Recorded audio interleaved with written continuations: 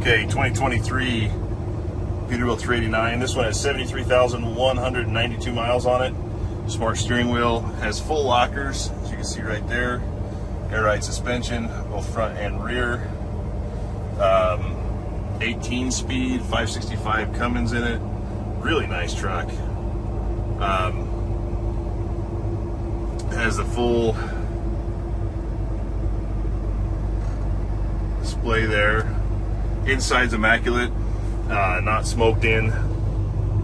So this thing, I think, I don't hold me to it, but I would think that this is still covered under warranty, but I don't know if they're transferable or not. I don't know all the details. I haven't got all that information, but everything works in the truck.